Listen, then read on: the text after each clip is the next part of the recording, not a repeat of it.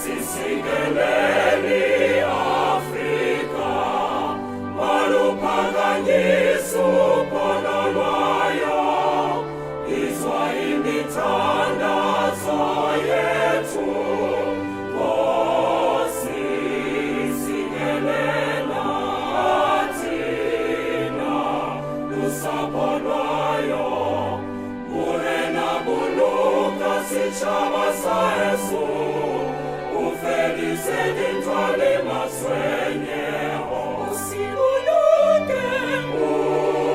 usibuluke, sichaba sa Yesu, sichaba sa South Africa, South Africa. Let no fanon seyeme, let it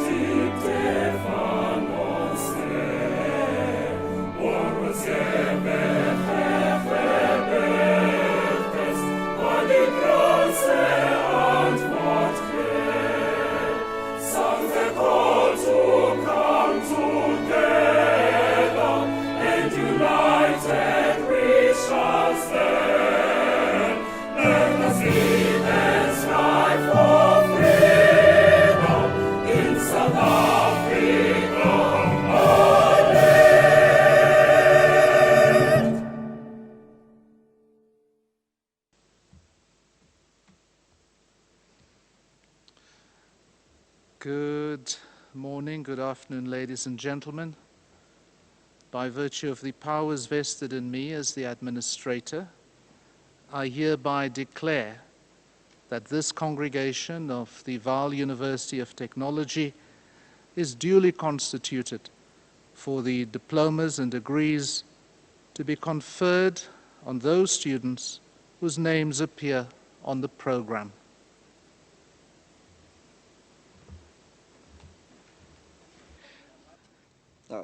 Ladies and gentlemen, you are invited to observe a moment as we observe a prayer before we commence with the official program.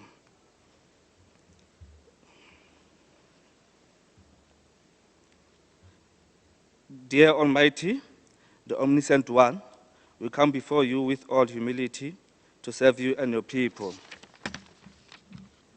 Please guide us in everything that we say and do. Bless each and every one of us, and bless our institution. Inspire us to strive for that which is good and not to be self-seeking and serve our own interests. But let everything be done to your glory.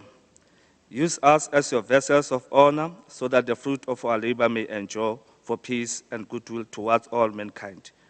We ask this in your name. Amen.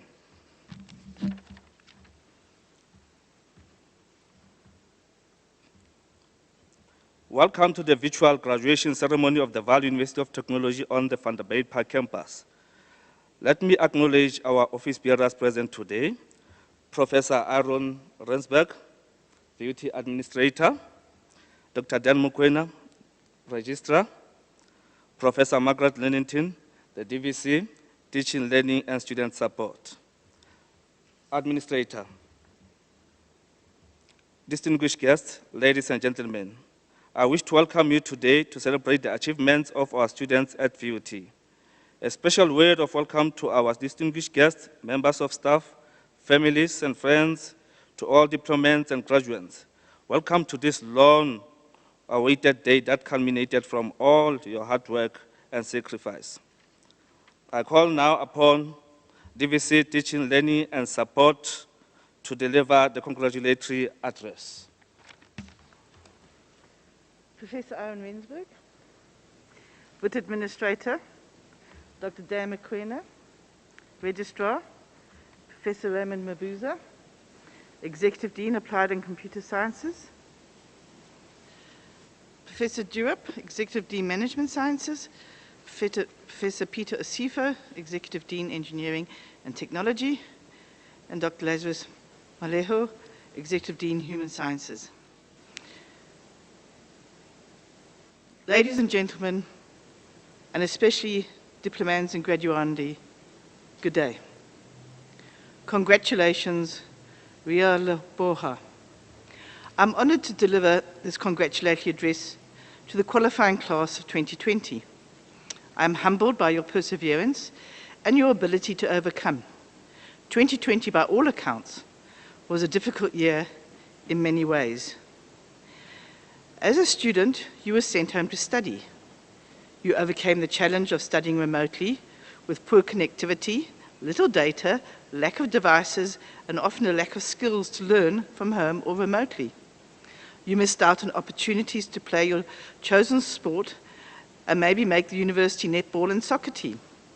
You missed out on opportunities to discuss world events and the meaning of life. And I quote from a proverb, "Having a good discussion is like having riches." You missed out on many riches, but you overcame. You overcame the isolation and adversities, and you are graduating today. I admire your efforts and your success. Congratulations. An Ashanti proverb states, "A wise man who knows proverbs reconciles difficulties." In today's address, I thought I'd reflect on some of the aspects of COVID-19, interspersed with African proverbs, to highlight a wisdom we might discover as, quote, "Knowledge without wisdom is like water in the sand." I think it's too early and we are still too close to the pandemic to really unravel lessons learned. However, there are certain aspects that have really struck me in terms of our response to the pandemic. Firstly, and most importantly, the pandemic has brought out the best in people, but also the worst. But I would like to focus on the best. We are heroes when we have to be. We are all aware of the brave doctors, nurses, and healthcare workers who didn't go into lockdown, who didn't put themselves first or their families first. We acknowledge at least 200 doctors, nurses, and healthcare workers who have sacrificed their lives during the pandemic. We applaud all healthcare workers. I quote a Mali proverb, "Those who accomplish great things pay attention to the little ones." We stand bold. In fact, we realize the people who used to grab the headlines are not actually important. It's not the tech giants, the celebrities, the sports stars that make the world go round, but rather the heroes include grocery store owners and workers, delivery drivers, farmers, and food supply chain workers who have attended their posts, done their jobs, and been bold and must be applauded for their contribution. I quote an Ethiopian proverb, "Great people have big hearts." We are brave. There are many people that saw the need of other people during lockdown and joined NPOs, NGOs, and other organizations to address this need. These people volunteered their time and their safety to get involved, especially in emergency community projects like feeding schemes and food parcels. We applaud the brave. Quote, where there is love, there is no darkness. We are adaptive. The pandemic has impacted all our lives, but we have settled into a new way of living. Some have found their days relatively unaffected, but have dealt with isolation. Others have swapped the desk at the office for the desk at home. However, working from home has an impact on all household lives. The hours are longer, the line between home life and work life becomes blurred, and it's easy to suffer burnout. We reflect and adapt as, quote, "There can be no peace without understanding." Many have been forced to sit at home with nothing to do, possibly become bored and frustrated, and have had to deal with the psychological impact of staying at home, losing their job, not being able to find work. Reflecting on, quote, "Do not let what you cannot do tear from your hands what you can," we have overcome and found alternative activities or income and have used this time to reflect on what we want as individuals. We applaud all those who have adapted and overcome the isolation, frustration, anxiety, and depression the pandemic has caused. We have hope. I quote from a Congo proverb, no matter how long the night, the day is sure to come.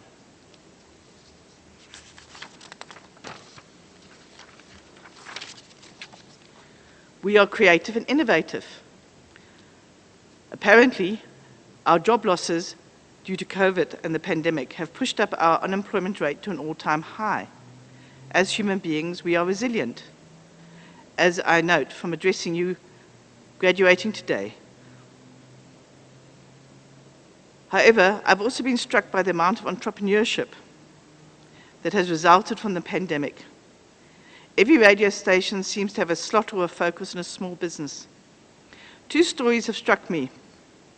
Firstly, a pilot, and who would ever imagine that pilots would be amongst the unemployed, who started a business selling his famous Bry marinade sauce. Who knows, he might become a millionaire and he might not. But he's managed to keep his family together and he's also employed others. Nearly all the stories of new startups or businesses that are surviving the pandemic, in one way or another, include employing others. For many, and not only in education, the lockdown has forced them to be innovative, to go online, to go digital. Last week, I heard of an online shopping mall for small businesses in Soweto. Only local SMEs in Soweto can be part of the mall, and they can deliver locally. The idea of a digital space where locals can support local is creative. It's a lovely blend of online and geographical space, meeting in what could be called blended geospace. I'm sure this concept might spark other blended geospace entrepreneurs in a similar way that Uber and Airbnbs have changed the market. As the Somalian proverb states, he who does not seize opportunity today will be unable to seize opportunity tomorrow. We are reflective. I'd like to share some comments made by teenagers on UNICEF's website about their experience, most of them between the ages of 14 and 16. We humans are fragile. By ourselves, our strength lies in being part of a community. It has taught us to listen, to care, to respect, and to help. It has taught us to learn to live life every day and choose the path we will take. It has taught us the importance of family and to appreciate what we have. We are flexible. Humans will need to rethink the way we live into the future. The Nilotic proverb teaches us, remember, after the storm there will be a rainbow.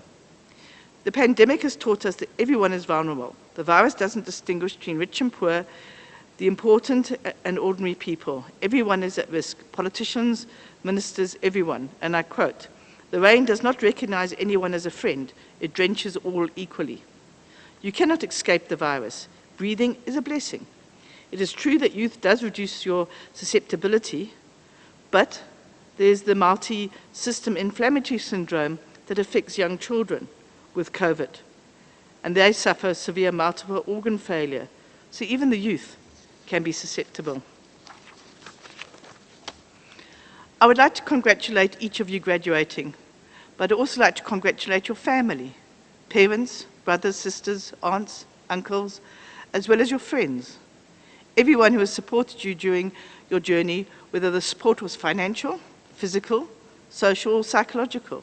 They share your success. Quote, "If I'm in harmony with my family, that's success." In closing, I would like to remind you that success is not a destination. It's a journey that probably ends when we take our last breath.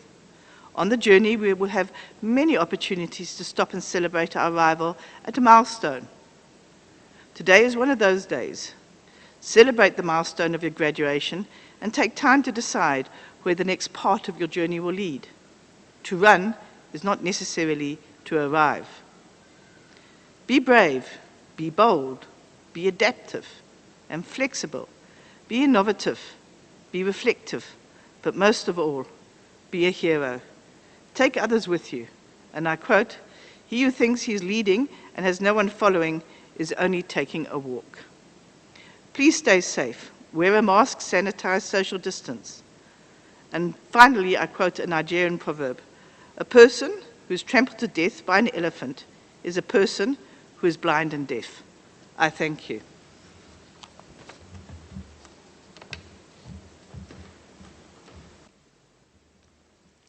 Administrator, it is my honor to present to you candidates of the Faculty of Human Sciences of the Vaal University of Technology, whose names appear on the program for the receiving of diplomas and degrees.